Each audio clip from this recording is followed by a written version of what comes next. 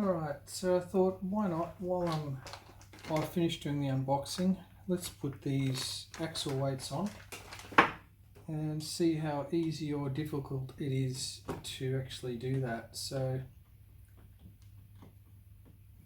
let's have a look. So the wheel comes off nice and easy.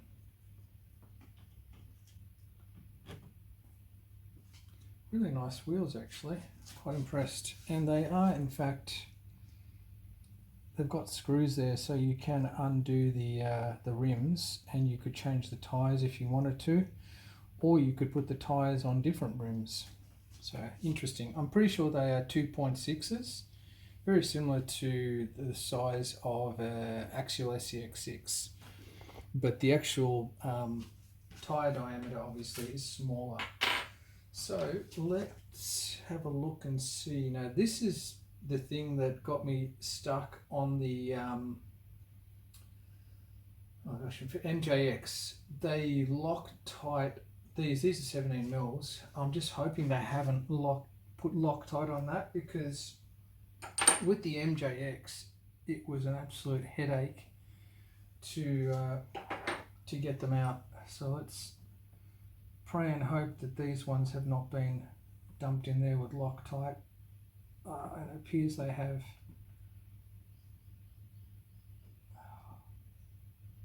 Oh man, that's tight. I can feel it coming undone, thank goodness.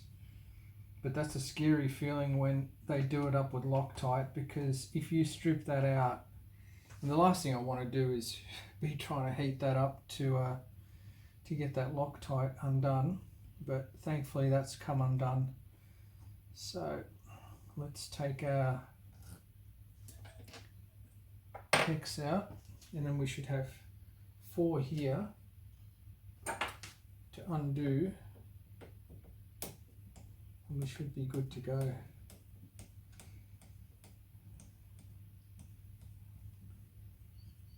There's one, and what I might do actually, while I've got this off, let's have a look and see how much lubrication is in there. Because what I've found is a lot of these manufacturers don't put in enough lubrication into the differentials or the portals. So while you have it undone, it's always worthwhile to lubricate so that you get the maximum life out of the portals or whatever you're lubricating, being at differentials. So almost out. I can see it sliding off there. Alright, I think we're just about ready to slide this off. That's a little bit more on that bottom one actually. Oop, almost lost. So there's 1, 2, they look all the same length, which makes it easier when you're putting it back. And slowly just take this off, just in case anything decides to go. Oh, I can see bearings coming out and stuff like that. So there is actually not a lot of lubrication in there, so I might just take that out. I'll leave that there. Let's take this bearing. You can see there's no lubrication. I'll do a close-up just so you can see what I'm talking about. So if you look here, I mean, there's no lubrication.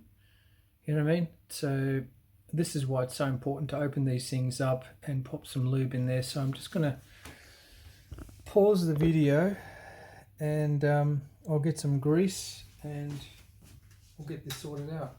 Now I'm just using normal car axle grease. There's absolutely nothing wrong with that. I'm going to pop it in the outer, because what's going to happen is it's just going to mix in there with the gears. You don't need a heap in there. That amount there, if you can see that, is perfectly enough. We'll just carefully pop that back on. like that.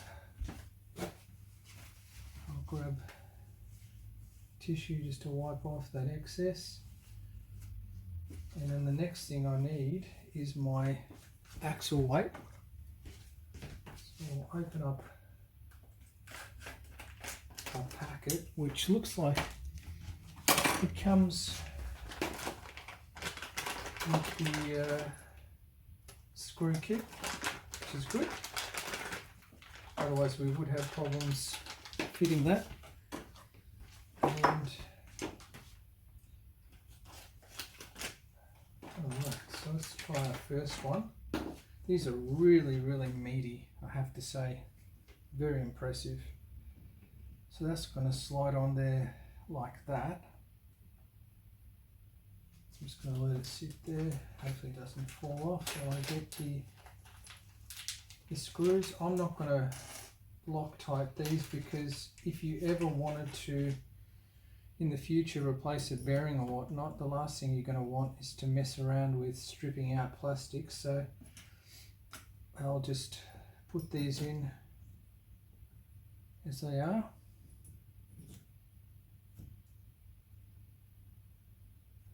Alright, now I'm hoping that the stub axle is going to be long enough, because there's no mention about having to change that out, so hopefully we don't need to. I'll just pause the video while I quickly tighten these up. Right, so there's one 230 gram brass wheel weight. One thing I'll tell you, just to save yourself time, is make sure that when you are about to put this on, put the 17mm hex on first and then put the brass on. Otherwise what's going to happen is you're not going to be able to put the pin back through for the 17mm hex. Now, because these are genuine RLAARLO weights, I was thinking, oh well, is it going to fit? It will fit.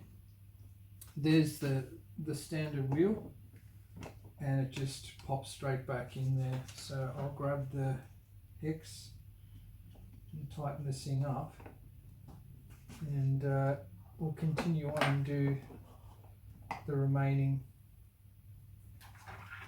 So it's a relatively easy job actually. I'm quite impressed that it's not a complicated job to put these on. And there we have it. So let's flip this around, do the other front, and then we'll keep going. So getting there. Alright, so let's take this one off. The most difficult part of this, or the problem that you might encounter, is that 17mm hex, and the fact that they've used Loctite, which is always a little bit scary because you don't want to strip anything. So again, I'm hoping with this second one that I don't have any dramas. So here we go. Just going to go at it slowly, and hopefully, oh yes, this one's looser than the other one, thank goodness. As I mentioned with the MJX, the first one I basically almost stripped. I had to hacksaw it off, and then the remaining ones I heated up and got out, but this luckily is no problem. So let's just set up our 4 new screws there, and we'll start undoing this again. And remember to grease up, because as you saw on the other side, and I'm sure we're going to see the same thing on this side, is that there's going to be a lack of lubrication in there. And for something this big, when you think about it, that's adding almost half a kilo to the front, so that's a lot of extra stress on that little steering servo. And yeah, you might, I mean, I haven't done a test run on this, but I can only imagine that the steering servo is going to be, if anything, the first thing that's going to want to be upgraded to something a little bit more powerful. But we'll wait and see how it performs. and go from there. So this one's undone. We've got all 4 undone. We can take these out because we're not going to reuse those because they're too short. We'll set them aside, and again just carefully taking this off so we don't bring the gears out with it. I can see a bearing there, 2 bearings, so we'll take them out carefully, put that back in. These ones don't have any shims or anything, so you don't need to stress out too much. And then we'll get some more grease and fill that up with a decent amount of lubrication so that that's going to last a long time. So I'm just popping the grease just in there, as you can see, and that's going to work its way around.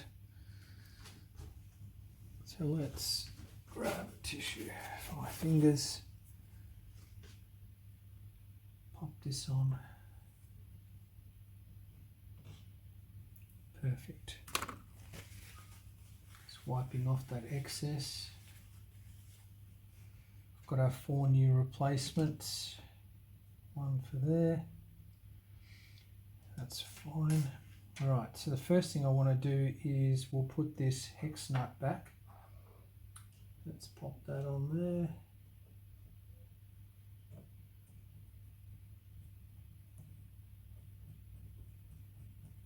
Nice and easy.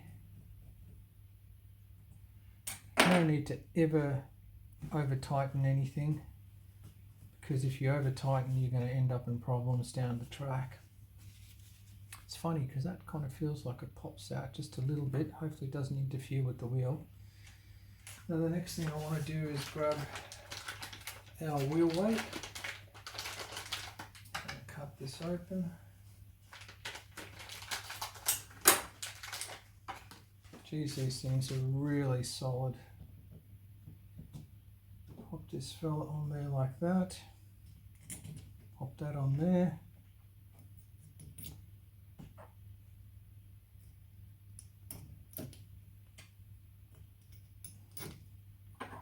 I have to say to RLAARLO, they've really thought this one out well, the way that they've designed everything so it's user-friendly and easy to all change over. Thumbs up there.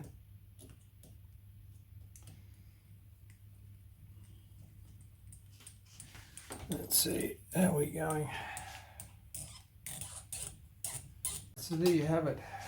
That's the front done. Put our wheel back on. Fingers crossed everything works as good as it did the other side, and it does.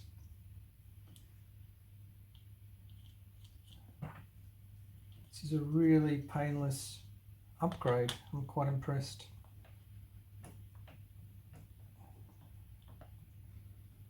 Let's see how the rears are, if they're just as easy. I'm hoping they are. Not over tightening anything. Alright, let's move on to the rear. Alright.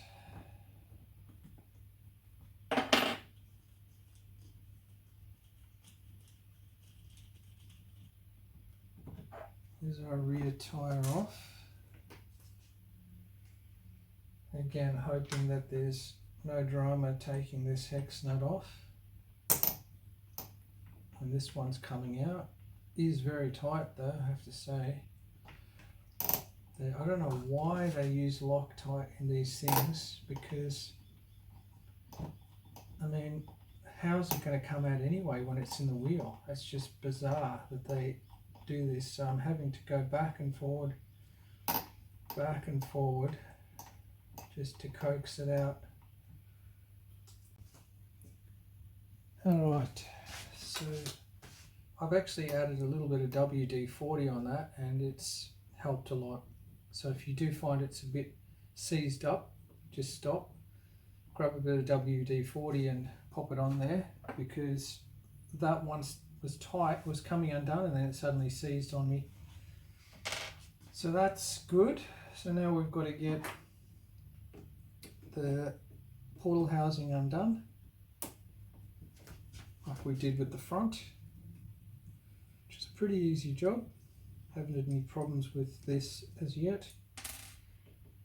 And we'll have a look and see if the rears have been lubricated well or not. It's always interesting to note, because I'm assuming these are all put together by hand on the assembly line. So why, when you're going through the assembly line, wouldn't you take that extra millisecond just to put some grease in there? I don't know, it's a bit strange. But, alright, just about there. Alright, so we've got this here out. I'm going to gently take that out again, so I'm being careful not to pull everything out at the same time. And again, you can see there's no lubrication there. You know, there's like, I don't even know if you could call that lubrication. There's like a minuscule little smear of grease there, which would be doing absolutely nothing. So let's prep this up. We've got a new screws which will pop down there, and our brass axle weight, and we've got to put some grease in here. So let's grab the grease and get that lubed up so that it is going to be well protected, because the last thing you want to do is break stub axles or something like that while you're on the trail, because that's got a lot of weight behind it, so there is going to be stress undoubtedly on. That's a lot of grease. Got one. Slide away. There she goes. Grab another tissue and just wipe off the edge. Oh, that's not good. Let's try that again. Right. Followed me out when I was wiping. Alright, so let's get our little hex nut, put this back.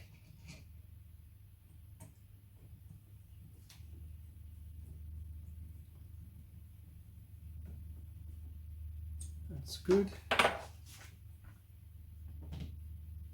Grab that. 1, 2. Alright, so we've got a 4 there.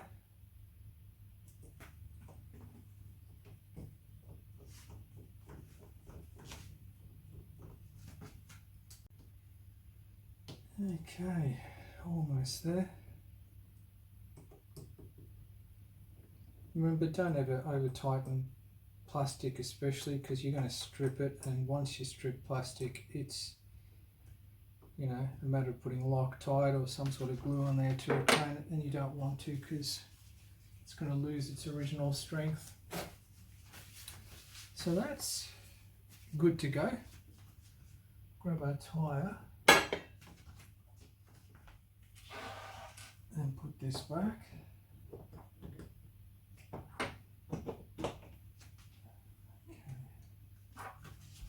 That's leaning over because I've got it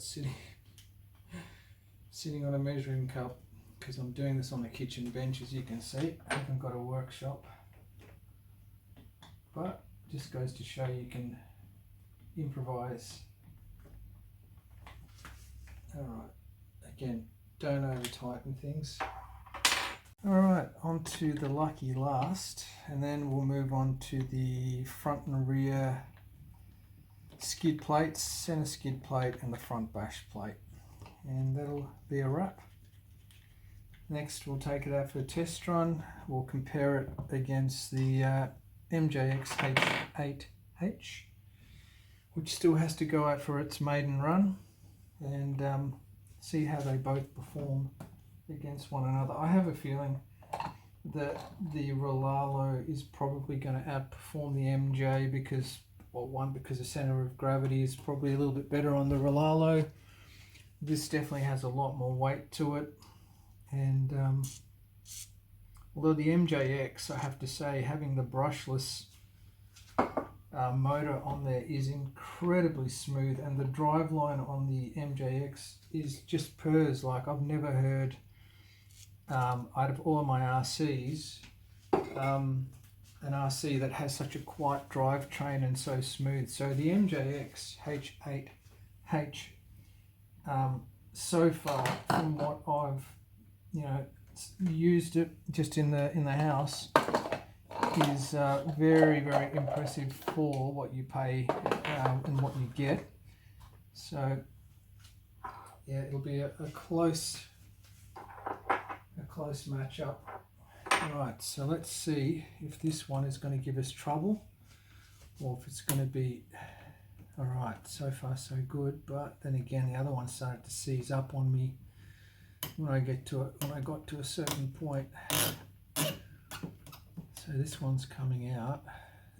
That's good. So maybe just try putting a squeezer Loctite in there first, just to help you along, like what I did, because that on that last one seemed to really help. All right.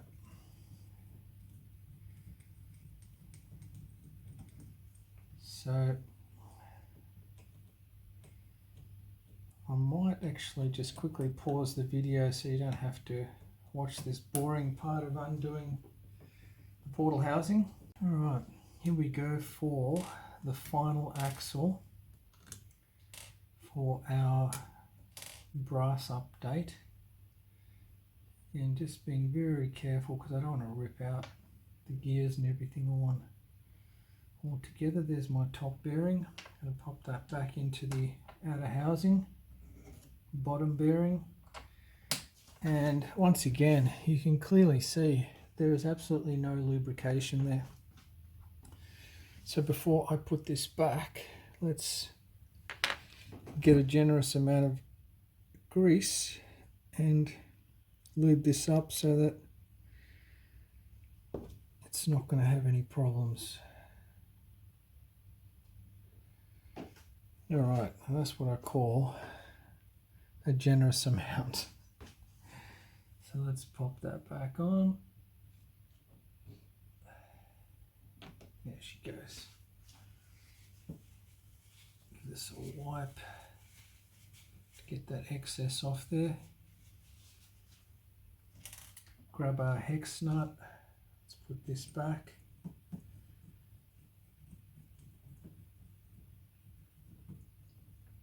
That's tight. And let's grab our last weight.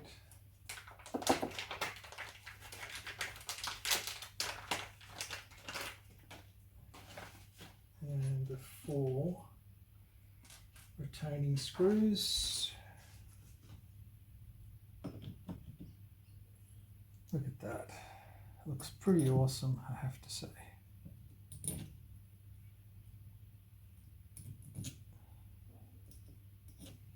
It's really quite an easy job.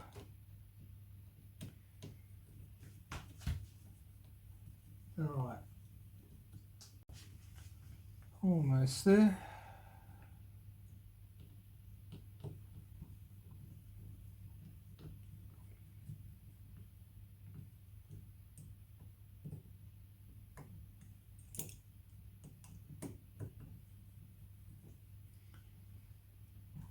Be interesting to see actually if the diff covers are easy to access and remove.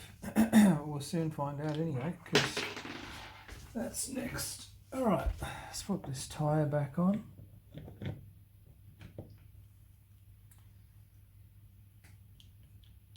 So there is our axle brass update. Done. Nice and easy. That's tight. So let's start on the diff covers. Let's begin.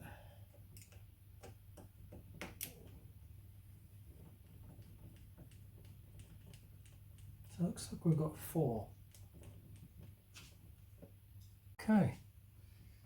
Now I can see after I've undone this that let's pop that back in. I've got the front drag link there. Needs to be undone. So let's work on that. Alright, so I've undone that steering link over here. Now this looks to be very similar to the cross RC setup, which makes it a little bit tricky to change this out. I'm just going to very, very carefully undo this and just see if it is in fact the same, and it is. So it's a little bit of a pain actually, because you have to be very, very careful not to burr the end of the linkage, the actual cable, when you're putting it back. So I'm going to pause the video, undo it, and then I'll show you what I'm talking about.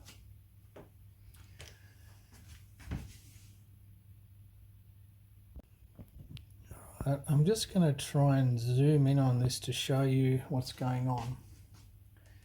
There's a little pin in there which you have to push back in order to be able to turn and get this free. Now you can see the pin popping out there. I could only imagine, just like when I did my cross RC, oh my god, when you're putting this back, it is just a pain in the ass. But I'm going to pull that pin out.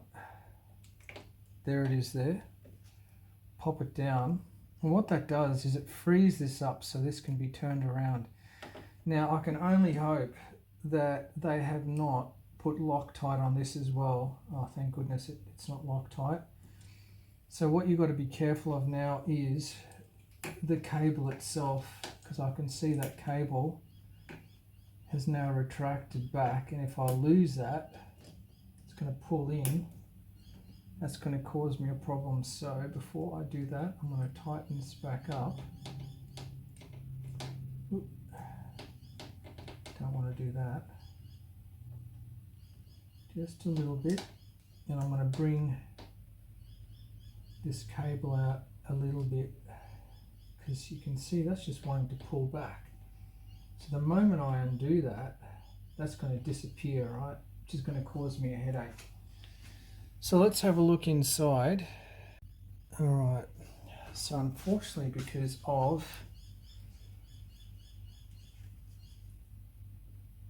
the way my camera is actually on charge at the moment, I can see this servo here is, I might actually undo this, which will allow that cable to be free, and then that way when I release it, it's not going to suddenly pull back and be a pain. Now I'm hoping this, let's have a look at that. How is that secured on there? Looks like a tiny little hex. So let's have a look and see.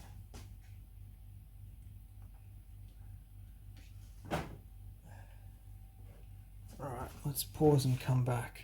Alright, so just an update of what I've had to do. At the top end of the servo, the cable is connected by a ball connector. I've undone it there, because if I had not, what would happen is this cable would pull back through and be an absolute headache to put back. As it is, it's difficult, but that would just have made it very, very difficult. So now what this allows me to do is just very gently undo the cable. Now the hard thing is that this has been screwed in once, so what happens is that cable, because it's been crimped, has now it hasn't got a burr on it, you've got to be very, very careful, because it makes it very, very hard to put back. So just remember the way that you take this out. So I'm going to pop that back down in the direction that I want it to go back in. And then we're going to get our updated brass diff cover with the 4 retaining screws, and that just looks identical anyway, which is great. And then remember, this went in like that, and then our cable feeds through that top hole over here. Actually, let me have a look just to make sure. No, it's the bottom one over here. Alright, so I'm going to start by feeding this cable through carefully. Let's have a look. Where's it going? That's just the way that comes across the front there. I guess it is what it is. That's just the way they've designed it. It just means that you've just got really limited room to work with when you're doing this. So what I might do is just pause the video. Alright, so after a bit of fiddling around, I was able to get everything back as original. I'm going to reassemble this, and then I'll reattach the cable at the other end. There's not much lubrication in there, so I'm going to add some extra lubrication in there as well. So just while I've got everything out, might as well do a proper job and put some extra grease in there. When you are doing this, you're going to have to be very, very patient, and be careful not to burr the cable as well, because if you burr that cable, it's basically going to be an absolute nightmare for you to get it back through that tiny little hole. So let's reassemble this, and hopefully no complications in putting this back. I just got to get that out of the way. I've got to line up the mechanism so it's going to sit properly. That looks about right, I think. Now the only way I'm going to know is by pulling the cable. I'll be able to feel if it's pulling across properly. So I'm just going to gently tighten that up a little bit, and then I'll flip it back around and see what it feels like. I'll just do one of these up, not super tight, but just enough so it keeps it tight. So now the other thing also is that there is a lock nut that goes in there, which I've got to put back. So where is, it's not that one, it's going to be this one. Now I wonder if the original screw still works. Yes, it does, but it tends to pop out quite a bit, so I don't know about that. But anyway, I'll come back to that, and what that's doing is it's actually holding that pin from sliding out. So maybe I'll have a smaller one that I can use in there, because in the kit they don't provide that. They just provide the 4 for the diff cover. So let's move this forward a little bit. Pop that back. So what, I don't know if you can see it on camera, and because my camera's on charge, let's unplug it. I've had to, I'll move the zoom back out. I've had to undo this linkage. I tightened that down to prevent the cable from sliding back and forward, and now I've got to undo that, reattach it to here. So let me just pause and then we'll move back. Okay, so I don't know if you can see that. Sorry about my terrible camera work. I've actually got a light on top of my head, so hence that's why we've got that light there. But I had to undo this, then tighten the cable down on there so it wouldn't move on the other end. So by doing that, I was able to do the front diff cover. So it is a little bit more fiddly than I would have hoped, but it is doable. You just have to have a bit of patience and not rush the job. Okay, so let's do up these diff cover screws.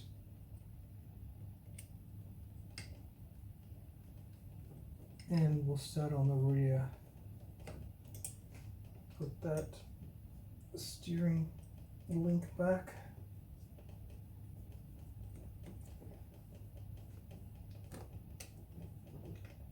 Okay, so I've actually found a smaller screw to go into the brass diff cover than the original, which was poking out. So I'm going to see how that works by giving it a try, and hopefully, well, it's the same thread and it's gone in, and that looks a heap better than what the other one did, so I'm very happy with that. Looks good. So we've just got to pop this link back on over here. Our 4 screws are now back in place.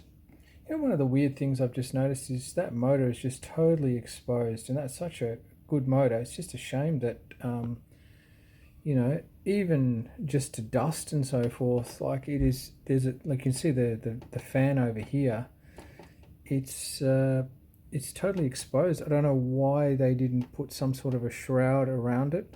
That's just a bit of feedback, I'd say, to RLAARLO, because that motor would not be cheap. So yeah, just my 2 cents on that. Alright, so that steering link is back. One of the things I noticed was the bumper tends to sit out a bit. So I'm actually going to bring that in, but the only thing I can think of is that they've probably done that because maybe it collects the, yeah, that's why they've done it, because I can see it will hit the bumper at the front, so they've pushed it a bit further out. So actually I will leave that the way it is, but yeah, would be good for approach angle if you could bring that in, but that's obviously a no-go. So let's move on to the rear diff and see what we can do there. Now, learning from what I just went through doing the front diff housing, I know that I'm going to have to undo this, and I'm going to have to separate that. So just once again pointing out that I'll have to undo this, undo that. I'll do this first carefully without causing any damage, which you definitely don't want to do because this is all delicate plastic. So I'm just using a pair of circlip pliers to very carefully pry that away, and that plastic is just so soft. I hate doing this kind of stuff, but it is, there it comes off. So now that I've got, sorry about this camera work guys, but now that I've got that separated, I'll have to undo this. So we'll pop the camera back there and undo that, because that's just going to be an absolute pain in the ass, like it was with the front, with the cable moving around when you're trying to put it back. So let's get this washer in place and tighten that down.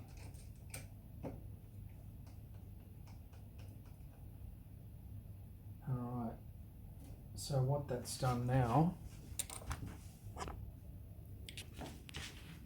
so if you can see there, so by tightening that down onto the cable, that cable now no longer will move back and forward, meaning that when I'm working on the diff, it's not sliding in and out. Okay, so I'm going to reposition the camera so you get a better view. So at this point in time, we've got the back four to undo for the rear diff cover. So let's get these undone. Alright, so I've undone the four, so we can start to pull this away. Now I might actually undo that lock nut for the pin while I've got this over here to make my life a bit easier. So we'll undo this straight away. So now we've got that undone. We'll just carefully slide this out, and what we want to do is either with a pair of pliers, which is probably the easiest thing to do, is to nudge that pin away till it starts poking out the opposite side. So this is exactly the same setup as cross RC. So there's the pin, we'll pull the pin out. That allows this over here to be moved so you can actually access the screw over here and undo it. So I'm going to gently back it off because I don't want to disturb the actual cable itself and cause any burring in the wire, because when you're putting it back, that is the biggest problem, is that you don't want to damage the cable. So I've got that piece out, and the next step is to very gently just remove this, and I can see our cable. You can see it's obviously moved up the top because, and I don't want to mess with that there actually. I'll flip the Jeep back over, and I think what's happened is that that's actually moved. So I'm going to pause the camera. Right, so it didn't move. Now this one over here has got a little bit of a kink on it, so I'm just really hoping that that doesn't become a problem for me. So I've got my other diff cover here, and let's start by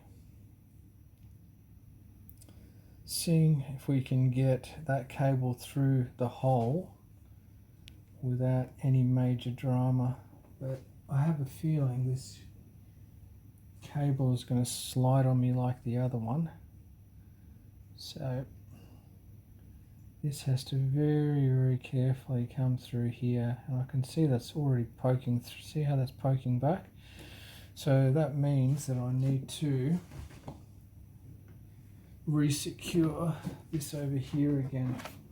So I'm going to, excuse my camera work, but try and secure this a little bit better so that that doesn't slide, because the moment that slides around, it is going to cause problems. So, alright, take two. Let's hope this adjustment works. Alright.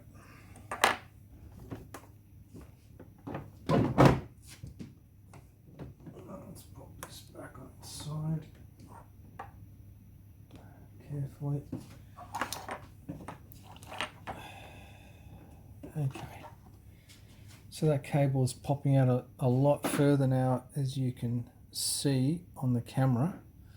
Sorry about the lighting, I can't really do much better other than if I use that, but I don't know if that's going to affect the video, but let's give it a go and see what happens.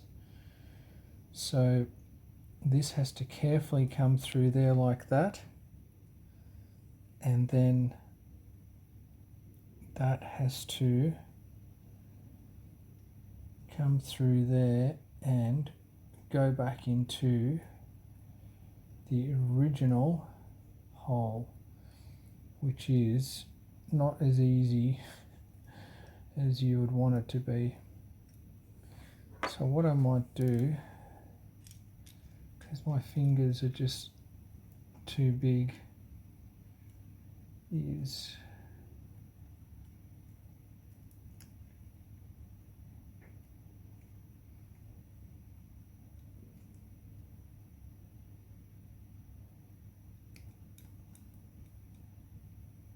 come on, buddy.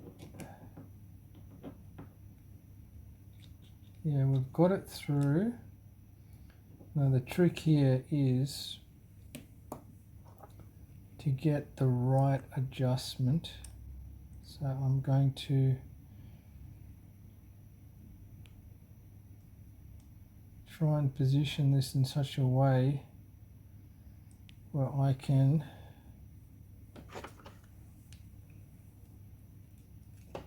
hopefully very gently pop that into the right spot.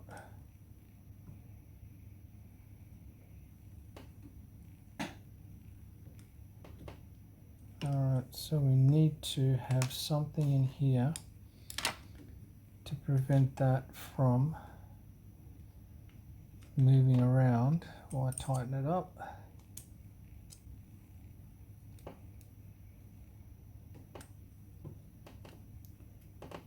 Let's have a look.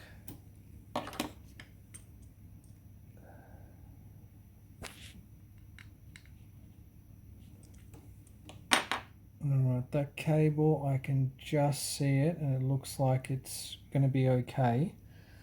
So the next thing, this side actually went on easier than the other one. I'll put a little bit of grease here and we'll start reassembling. So let's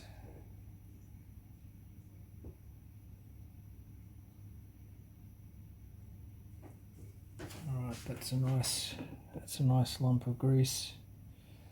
We'll just drop in there. Like that. Okay, so now comes the part of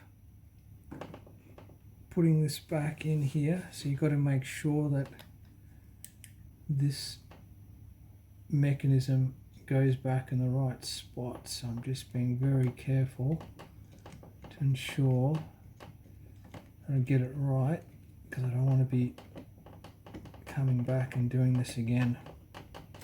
That didn't feel right. I know why, because I didn't put the pin back. Silly me. Alright, so right, now we've got our pin back in there. That allows that to be stable. So now I can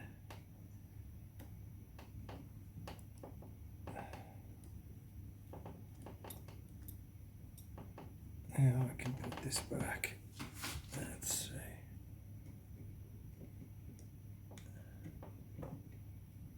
There we go.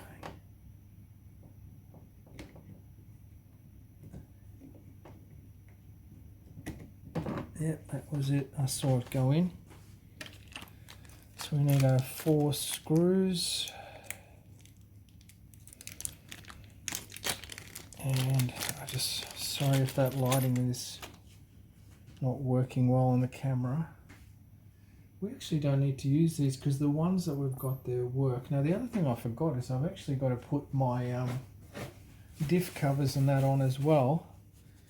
So I might as well do that now. Alright, so I managed to find another lock nut that was a little bit shorter than the original. Still pokes out, but doesn't look too bad. One of the things you want to make sure is that cable is in there, because what's happening is that lock nut is not only holding the pin, but it also appears to be ensuring that that cable is held in there and not being pulled out. So definitely something that you want to make sure that you pay attention to when you're reassembling. So what I'm going to do now is find the rear diff skid plate and we'll put that on. Alright, so there's one, and that's just going to screw in over there. So I'll just undo these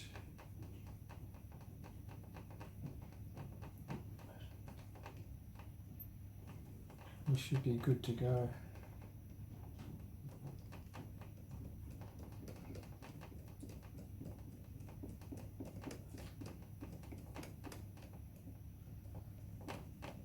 Just being careful not to push that diff cover out because I haven't actually started the top ones yet.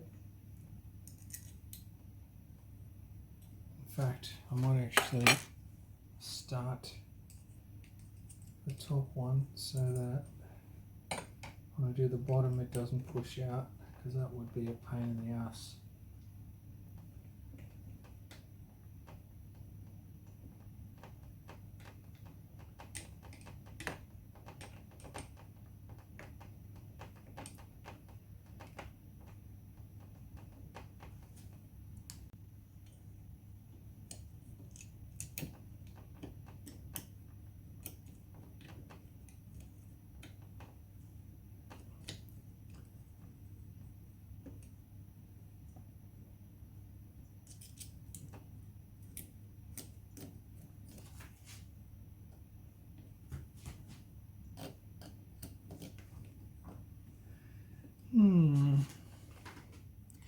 That does look a bit weird. Unless there's a difference between the front and the rear. Let's check this out.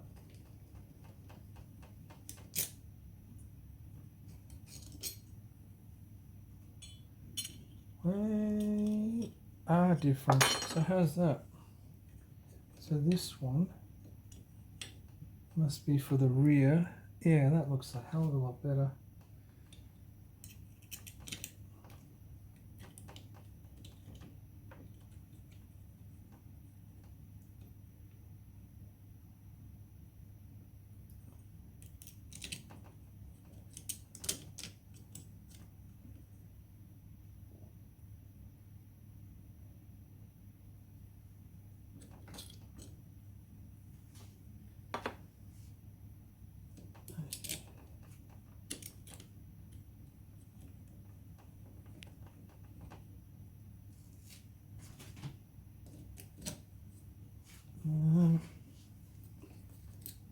I have a feeling I have put...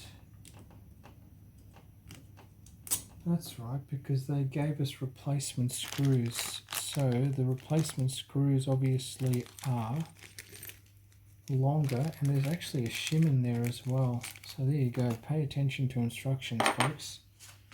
You can see there's like a plastic shim. So let's have a look at what we've got here. So I'm guessing what happens is that shim goes through there like that, and then we've got, are they the same length? No, they're not. So you got longer. So obviously the longer ones must go with the shims because there's going to be reduced length there. So let's try that again.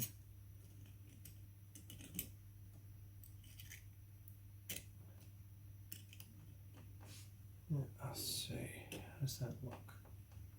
Does that work?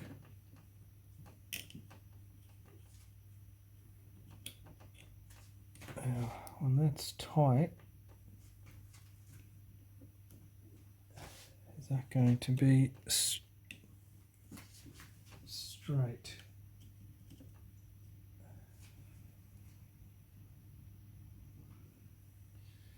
Now, is that a shim for one side only? And I think it is, because otherwise it'll be crooked. So let me take the bottom one out. So you can watch me make mistakes real time. I think that is the way it goes. So one side has a shim and the other one doesn't. So it remains flat. That makes perfect sense to me. Which would then mean that the longer screw, that looks extremely long though. Maybe There's 2 shorts and 2 long because that's all that came. Now, right, so I can confirm that there's a shim. There's 1 long screw and then 1 shorter one, and that ensures that it lines up flat. So when you are doing that, to save yourself a little bit of mistake like what I did, there you go. So that's looking good. So let's move on to the front. Alright, so let's do this front one and then work on the center skid plate, and then we'll wrap it up. So I should have actually remembered to do this when I did that front one, but I wasn't paying attention. Just check that cable's right. That looks right. Okay. Alright, so there is a diff cover. That will go on there like that, and I can see that this bend over here has to have the shim at the top, which means the longer out of the 2 should come through. Alright, getting there.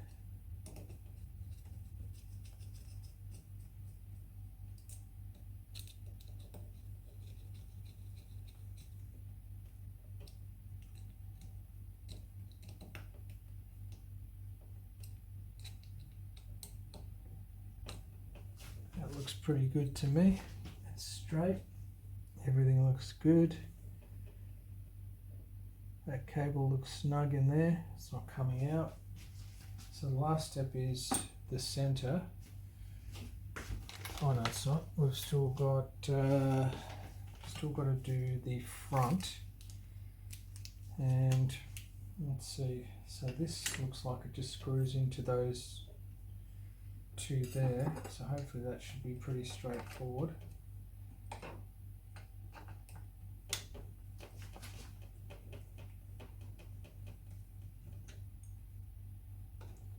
I think they've given us 2, yes they have, given us 2 chrome ones, so I'll use those instead.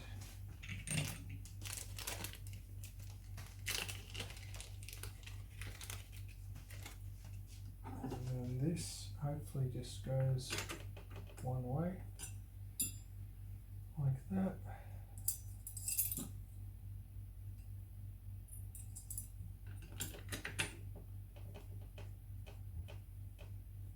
Start that by hand.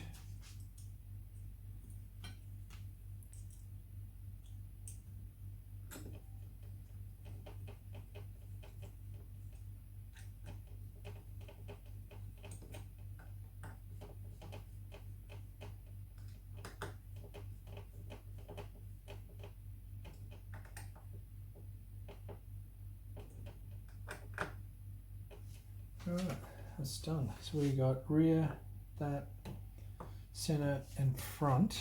And now we've just got to do the front bash plate, which I'm not sure. Have to see how that works. So with the front one, it looks like we've got some spaces there again. So that's, let's see, that has to go. How would that fit in there? That cannot fit in there. Maybe that goes up the back. Alright, so what I've done so far is I've reconnected the rear diff lock to the cable through to the mini servo. I put the front skid plate on. That's an unusual one. I fitted it where I think it should be. It's just weird that it's got that extra hole there, which is really doing nothing. there is like a little brass, where is it? These brass extensions, so I will put them through. I don't know, we'll see, but so far so good.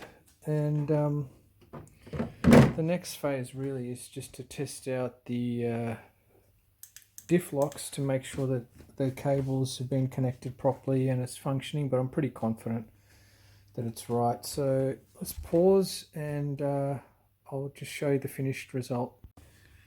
Okay, so just showing you how the skid plate works. You've got, oh, my camera work, sorry guys.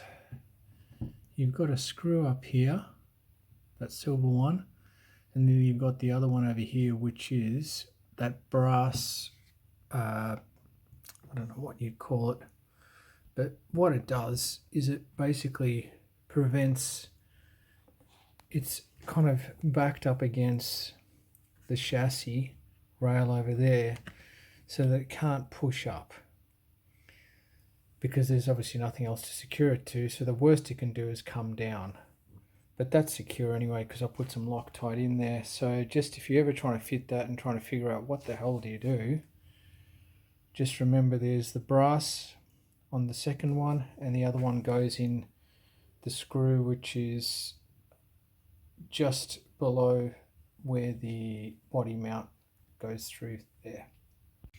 Yes, I thought this was pretty interesting. When I slid across the cover for the battery, couldn't see anything, and then I realized when I opened up the packet that it comes with this cartridge, I guess. So you just pop your batteries in there, and then let's have a look. So that goes there, and this is going to connect. Just want to make sure I do this right the first time. In there like that, and that would sit in there like that, and then your cover slides over. I've never seen anything like that actually. Interesting. Okay, so that appears to be there. Oh yeah, power's up. Now I've got to go get a battery for the MK-07. Alright, so I've just powered on the transmitter and just ensuring that the servos are working properly. So there's the back one, seems to be okay.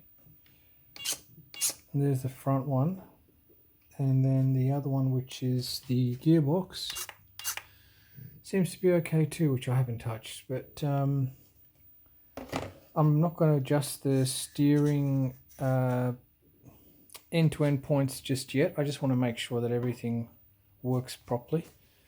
So let's pop this camera aside and we'll get it up on a stand. Alright, so I haven't used this transmitter before, but at this stage the front are unlocked and the rear are unlocked. So let's just say, alright, that's locked the rear, the fronts are unlocked. That's locked at the front, so that's good. That means that when I've put the cables back, I've put them back properly.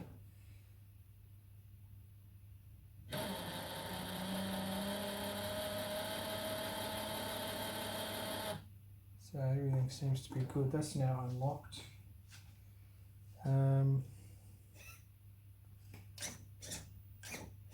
I have heard that the steering throw can be improved, so I am going to adjust that, but not now, a bit later. So I'm going to pop it down to the ground and just, I have heard also that the transmissions are quite noisy in these. So I'm guessing that's just the way that they've meshed the gears on the pinion and spur, but I haven't heard any other problems than that. Okay, so after a bit of fiddling around, I've managed to adjust the steering through. So now it's got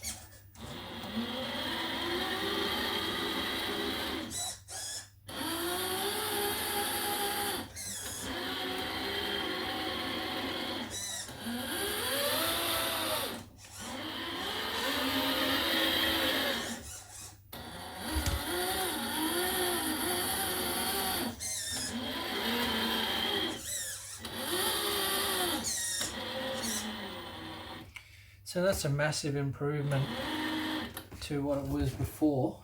One of the problems you might encounter when you open it out of the box is, like with mine, it was all in Chinese.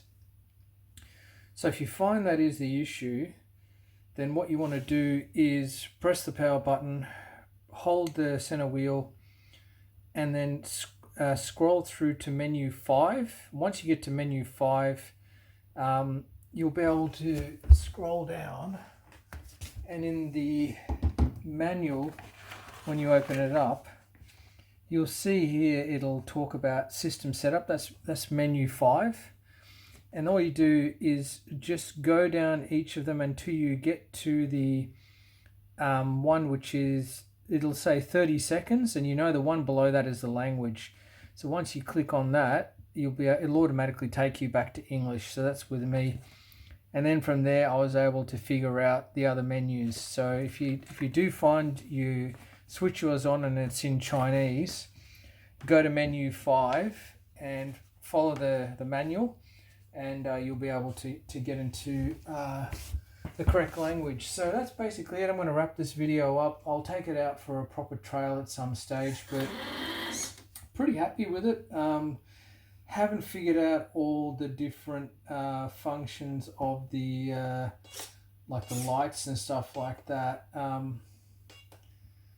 Yeah, like all this kind of stuff I haven't sussed out yet, but looks pretty cool.